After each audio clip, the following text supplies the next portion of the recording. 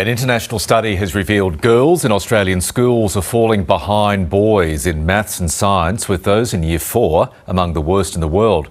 Reporter Nethma Dandeniya joins us now from Adelaide. Nethma, good morning. Take us through the findings of these test results.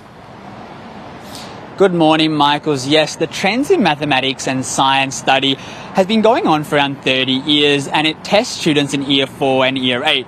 Australia has participated in the study every 4 years, and last year we saw around 14,000 students taking the test across both year levels. Australia has performed quite poorly across most categories and been outperformed by countries in the Middle East, in Asia, Europe and the Americas. We've also seen girls also have fallen behind the boys in the last decade, and it's the first time Australian boys have outperformed the girls in both subjects and across both year levels.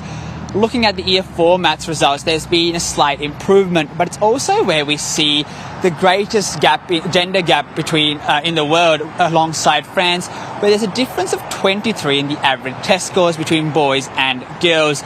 Year 8 maths results also show a slight worsening, where we've gone from 10th in the rankings to 12th.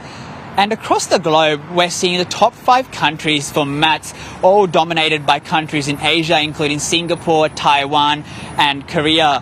And with those countries, we've seen that 90% of the students from those countries are at a proficient level, whereas in Australia, only 70% are at that level.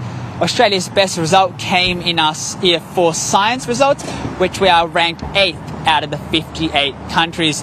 Glenn Fahey from the Centre of Independent Studies says we need to find out why, and we need to do more work as to why the gender gap is worsening in this country, and that there should be greater focus on maths education to prevent Australia from becoming a second-rate country when it comes to STEM education. Michael. Nethma, thank you very much for that.